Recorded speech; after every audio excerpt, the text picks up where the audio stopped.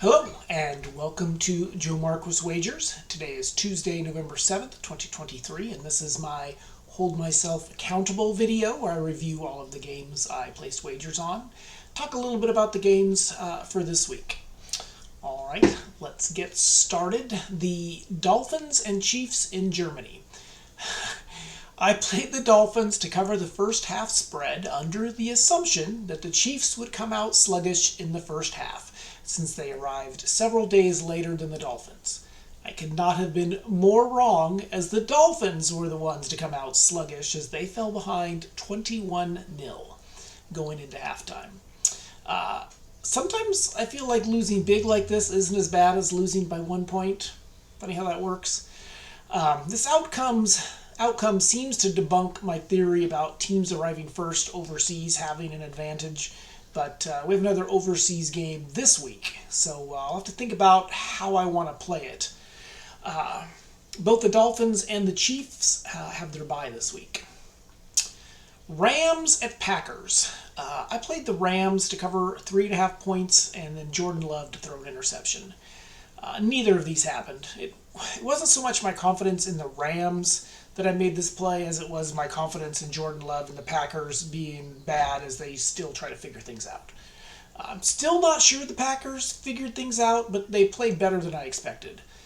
The Rams were way worse than I expected them to be without Stafford. His status for their next game will play a huge impact on how I play them going forward. He has an extra week to get healthy as the Rams have their bye this week. The Packers will be in Pittsburgh. That Steelers pass rush is formidable. It will be interesting to see how they impact Love. He's still a young QB, even if he is in his fourth year, and I'm not sure he's seen a pass rush like this. So we may have to take a look at that interception prop for him this week, as well as the TJ Watt sack prop. Those are definitely ones I'll be keeping an eye out when the props start to come out, which is normally on Friday.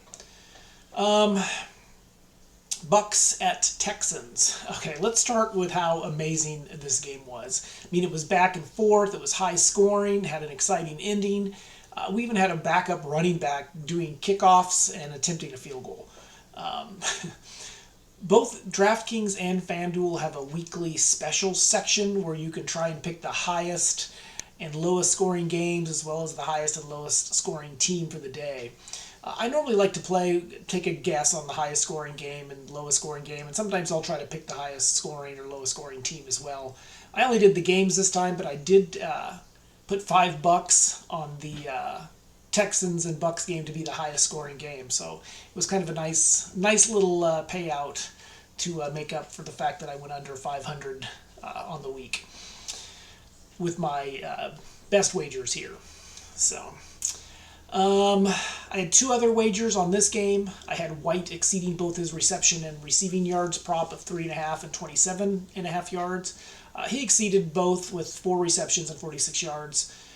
He cleared the yardage one easily, barely covered on receptions. But as long as the books keep these around the same point, man, I'm going to keep playing it. Like I said in the earlier video, is that they just don't have a very good run game.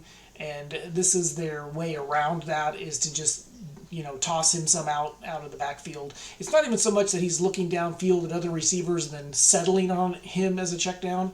They're actually devising plays just to get him the ball quickly out of the backfield and just let him go out and try to get yardage in space. The Bucks play at home this week against another rookie QB in Will Levis and the Titans. So that will be an interesting game. Will Levis looks better than expected. I know the Titans lost last week, but it was close down to the wire, and Levis played pretty well. The Texans have a very difficult matchup with the extremely hot Bengals and Joe Burrow in Cincinnati. So that will be an interesting one. And, I'm not sure if they were both there at the same time, but Burrow was at Ohio State before he transferred to LSU. And obviously that's where Stroud was, so not sure. I'm sure a lot of you local Buckeye fans would know the answer to that. But it'll be a good matchup nonetheless.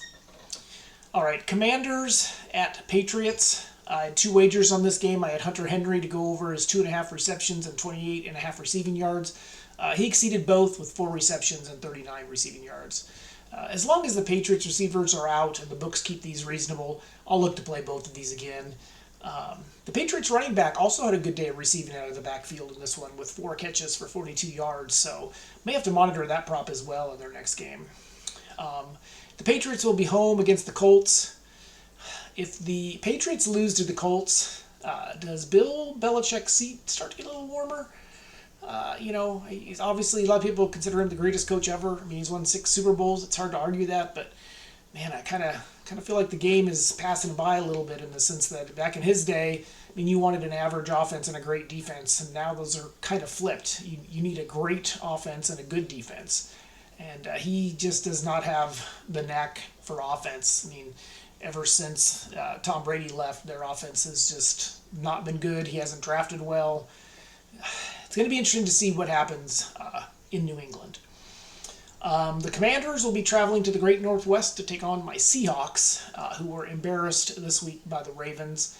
So it will be interesting to see how the Seahawks respond. Like I said on these videos before, whenever a good team gets embarrassed, plan on them coming out to play great the next game, especially when that next game is at home against an inferior opponent. I don't think the Commanders are bad, but I don't think they're quite on the same talent level as the Seahawks.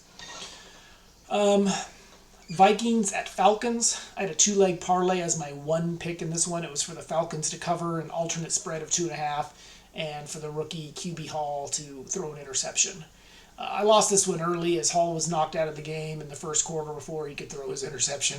It looked like he had a concussion there near the goal line.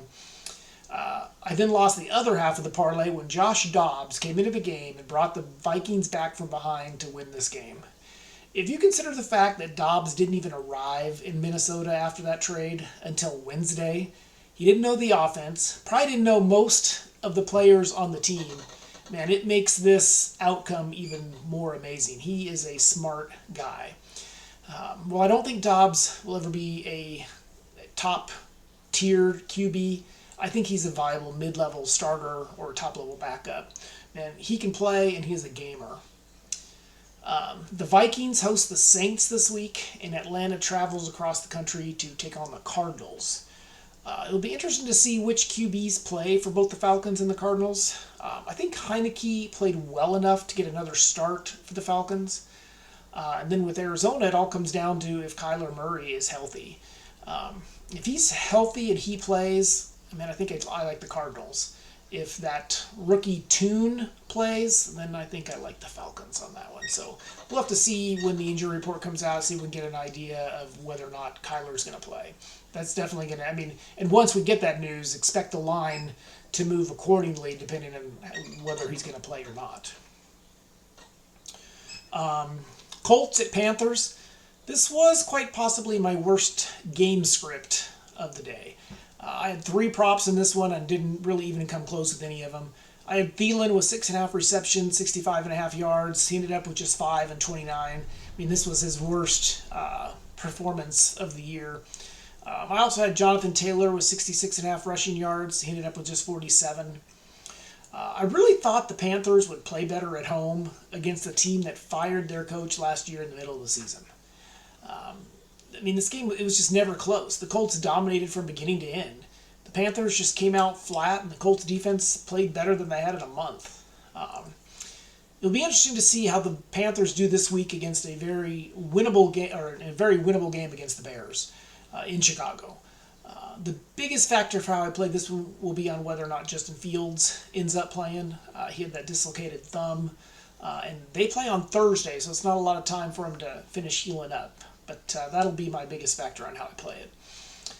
The Colts travel to New England, which also should be a winnable game for them as well. The Patriots are just not playing well right now.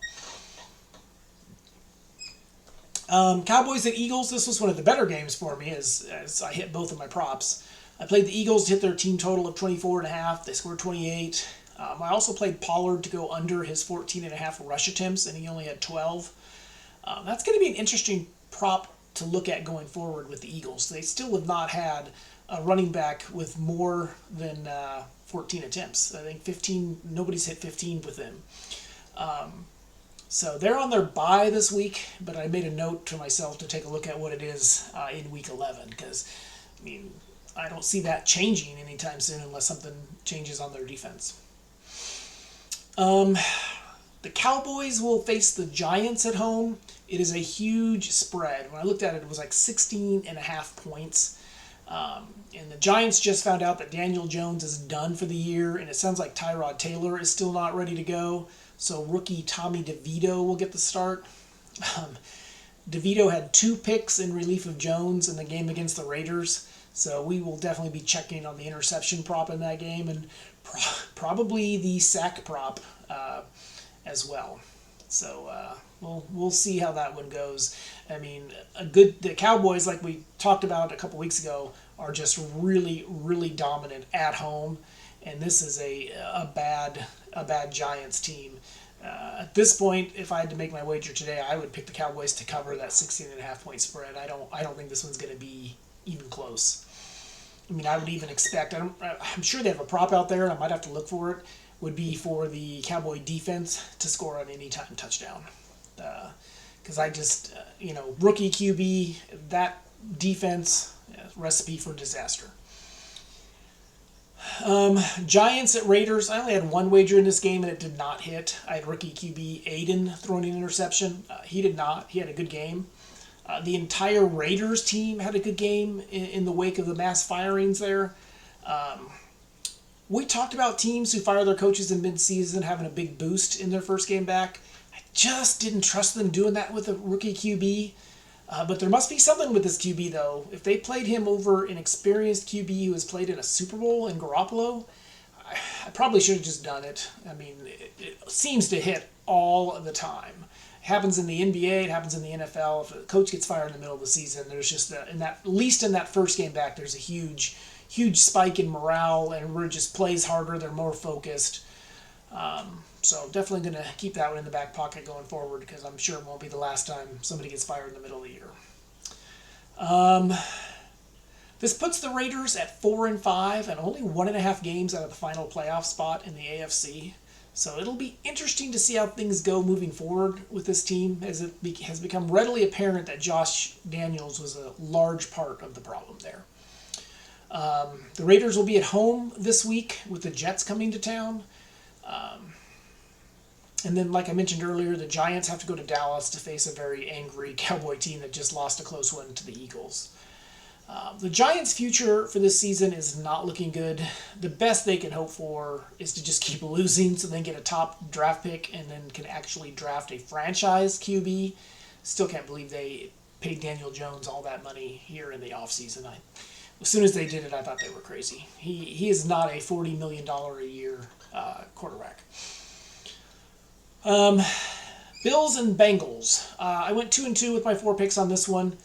Shakir easily hit both of his receiving props. He ended up with 4 receptions for 57 yards. Hopefully the bookmakers keep these around the same spot so we can keep on playing them. I missed on the Mixon combined rushing and receiving yards of 83.5. He ended up with 68. I also missed on the Bengals team total of 25.5. They only ended up with 24. The frustrating thing about this one is that the Bengals actually hit a long field goal to get them to 27, but there was a penalty that backed them up 5 yards and moved them out of field goal range, and they ended up having to punt the ball.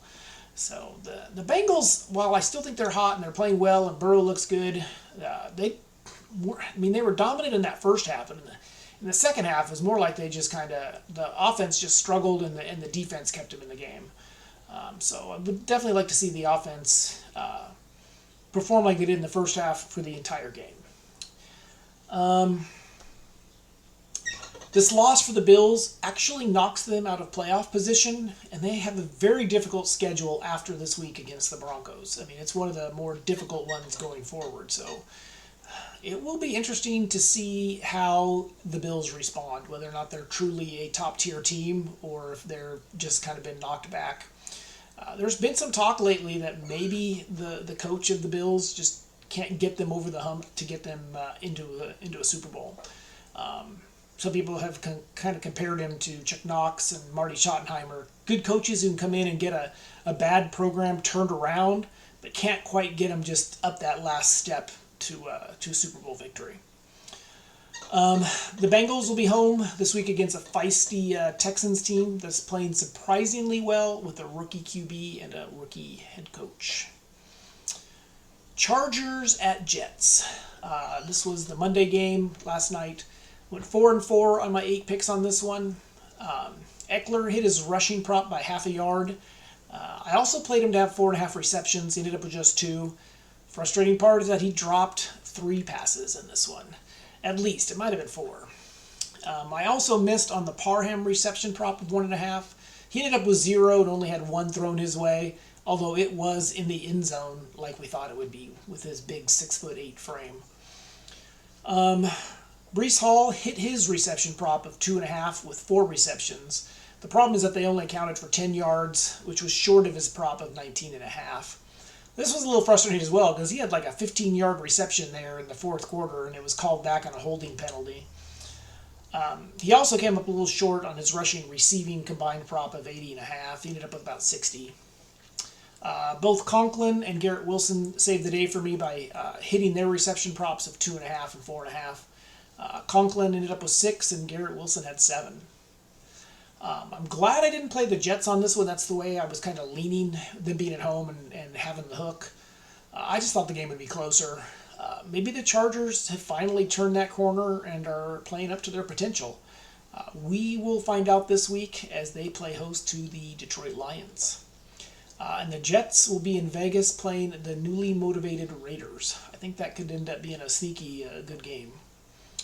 So, like I said, I just went 15 and 16 on the week, dropped my overall average down to 52%.